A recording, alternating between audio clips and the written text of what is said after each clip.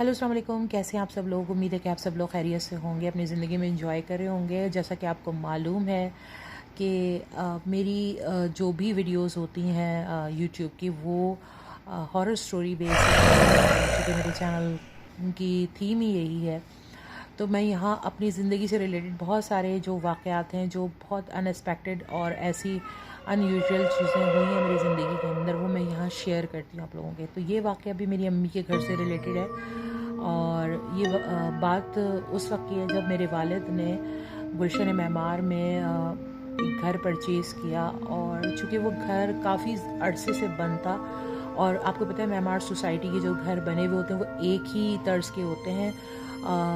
मतलब उसमें कोई रद्दो-बदल नहीं होता कि किसी का घर कैसा है, कि सब एक ही नक्शे पे बने हुए घर होते हैं, और पूरी बैरिक होती है। बैरिक के अंदर 8 से 10 मकानात होते हैं। तो जब मेरे वालिद ने वो मकान परचेज़ किया था, उस वक्त पूरी बैरिक्स खाली थी, और उसमें शायद एक हमारे घर छोड़ के एक आंटी आबाद थी, जिनकी एक बेटी और एक बेटा था। वो बच्चे भी बहुत छोटे थे, और पूरी बैरिक खाली थी। बैक साइड के भी पूरे मकानात खाली थे। तो आपको पता है कि जब इस तरह की सिचुएशन होती है, तो ये जो ऊपरी चीज़ें होती हैं इन जगहों पे बसेरा कर लेती हैं। वीरान और गैर आबाद मकानों के अंदर ये लोग बसेरा कर लेते हैं। अच्छा, हम लोग इससे बिल्कुल नावाकिफ़ थे। हमें हमारे वालिद ने डरना सिखाया नहीं था, और वो हमेशा हमें डांटा करते थे। अगर हम डर खौफ का इज़हार करते थे तो हमेशा गुस्सा किया करते थे।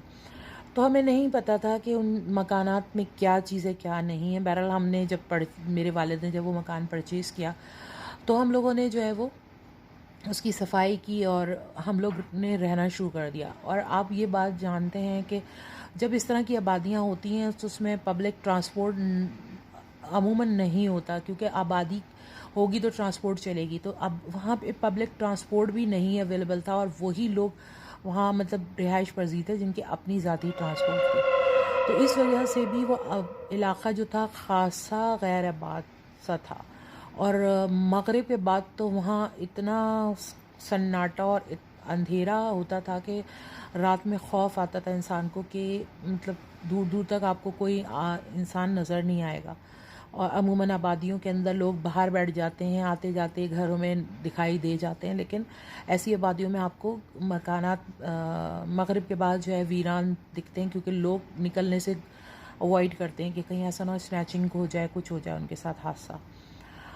तो इसी तरह जब हम उस घर में शिफ्ट हुए, तो वहाँ पर कुछ हमें पुरस्रार किस्म की चीज़ें हमारे साथ हुई, और हम मतलब उनसे वाकिफ़ नहीं थे।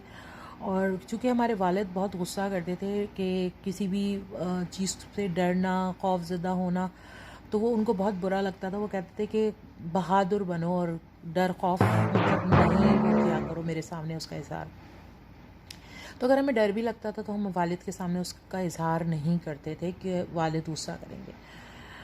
तो एक दिन ऐसे ही हुआ कि रात का वक्त था, और मेरी वालदा की तबीयत ख़राब थी। तो वो चाहती थी कि उनकी कमर कोई दबा दे और वो कर दे। तो मेरी जो बहन थी वो कमर दबा रही थी उनकी, और सारे लोग सो चुके थे। घर बिल्कुल सन्नाटे में था, और चूँकि रात का टाइम था तो लाइट्स भी सारी तकरीबन ऑफ थी। एक आध लाइट जो है वो जली हुई थी कि कुछ विजिबिलिटी हो, कि अगर किसी को पानी पीने जाना है या वॉशरूम जाना है तो एकदम से अंधेरे में कोई किसी चीज़ से टकरा ना जाए। तो मेरी वालदा की जब कमर दबाते दबाते बहन की नज़र सामने पड़ी, तो रूम में 2 छोटे सोफ़ा सेट पड़े हुए थे, और वो ऐसे ही होता था कि अम्मी से कोई मिलने के लिए आता था तो उस पे बैठने के लिए वो रूम के अंदर डाले हुए थे। तो मेरी बहन की जब नज़र पड़ी तो वहाँ एक बुढ़िया बहुत ही ज़ईफ़ सी एक औरत उस पे बैठी हुई थी, और जैसे ही उसकी नज़र पड़ी तो आई कांटेक्ट हुआ, तो वो उसी को घूर रही थी। और वो इस कदर भयानक थी, मतलब कि एक्सप्लेन नहीं की जा सकती ये बात ना। और उसका कलर ब्लू था, उसके बाल भी ब्लू कलर के थे, और उसकी बॉडी भी ब्लू कलर की थी। जैसे मरने के बाद अमूमन लोग जो है वो नीले पड़ जाते हैं, जब अगर अल्लाह जाने जहर वहर का असर हो जाए, कुछ हो जाए तो। अच्छा, जब ये चीज़ देखी तो मतलब उसको इतना खौफ आया कि اس نے چیخنا چاہا لیکن وہ چیخ نہیں سکی، کیونکہ وہ ہمارے گھر سے تو اس کا کوئی تعلق ہی نہیں تھا، نہ ہمارے گھر کی فیملی ممبر تھی، نہ ہماری میٹ تھی، نہ کچھ تھی. تو یہ بات تو مطلب اچھا اس نے پھر عافیت اس میں سمجھی امی سو چکی تھی، اور وہ اس نے امی کے برابر میں لیٹ کے امی کو چپٹا لیا تاکہ اس کی نظر نہ پڑے. اور پھر اس طرح صبح گئی، اس نے صبح سب کو بتایا کہ ایسے ایسے میں نے ایک بوڑھی عورت کو یہاں پہ بیٹھے ہوئے دیکھا ہے. تو سب ہم مذاق اڑانے لگے، کیونکہ جب اس نے یہ بتایا نا کہ بلو کلر کی تھی تو سب مطلب کہنے کہ پنک کلر کی نہیں تھی، ریڈ نہیں تھی، یہ نہیں تھا، وہ نہیں تھا، سب اس کا مذاق اڑانے لگے. وہ یہی سوچا کہ شاید وہ مطلب ہمیں ڈرانے کے لیے یا اسی طرح کی کوئی من گھڑت بات بتا رہی ہے. اس بات کو کافی ٹائم ہو گیا، اور پھر اس کے بعد جو ہے میری بیٹی جو تھی وہ تب چھوٹی، وہ امی کے ساتھ بیٹھی ہوئی تھی ایک دن رات میں، اور وہی والی بات تھی کہ مطلب امی اس سے پاؤں دبانے کا کہہ رہی تھی کہ بیٹا میرے پاؤں دباؤ. تو جب اس نے پاؤں دبانا شروع کیا، سارے لوگ سو چکے تھے اور میری بیٹی ان کے پاؤں دبا رہی تھی. تو اس کی نظر جب سامنے صوفے پہ پڑی تو اسے وہی بڑھیا اس صوفے پہ بیٹھی ہوئی نظر آئی، اور آئی کانٹیکٹ ہوا تو وہ اس قدر برے طریقے سے میری بیٹی کو گھور رہی تھی کہ اس نے تو چیخنا شروع کر دیا کہ یہ کون ہے. اور اس ٹائم پہ اچانک اس کا نمودار ہونا رات کے 2:30 بجے کے قریب، تو ان ایکسپیکٹڈ سی ایک بات تھی. اور چونکہ یہ بات میری بہن بتا چکی تھی پہلے، تو سب کے مائنڈ میں تھی کہ اس طرح کی کوئی چیز تھی. تو میری بیٹی نے جب یہ بات وہاں بتائی تو پھر لوگوں کو یقین آیا کہ جو میری بہن نے دیکھی تھی وہ بھی شاید وہی بڑھیا تھی جو میری بیٹی کو نظر آئی. ابھی یہ بات کا مطلب ہم لوگ تذکرہ ہی کر رہے تھے کہ رات وہ تو گزر گئی، صبح میں جب سب کو پتہ چلا تو سب مطلب خوفزدہ ہوئے. اور چونکہ سردیاں تھیں تو ایسا ہوتا تھا کہ یہ لوگ قصے کہانیاں سنا رہے ہوتے تھے اور سب ایک ساتھ لیٹ جاتے تھے، سارے کزنس وغیرہ سارے مل کے نا، اور ایک ہی روم میں مستیاں ہو رہی ہوتی. تو میری دونوں بیٹیاں تھیں اور میرے بھائی کی بیٹیاں تھیں اور میری چھوٹی بہن تھی، یہ سب ایک ہی روم میں لیٹے ہوئے کہانیاں قصے کر رہے تھے، پھر وہیں سو گئے. اچھا سب کا رخ اس طرح تھا کہ ایک کی پیٹھ دوسری کی سائڈ تھی، اس کی پیٹھ اس کی سائڈ پہ تھی. تو میری جو بھتیجی تھی اس نے کہا کہ یار میرے پیر پہ سے پیر ہٹاؤ، مجھے بہت میرا پیر وزنی مطلب کوئی چیز رکھ دی ہے، اتنا میری تکلیف ہو رہی ہے، پیر ہٹاؤ.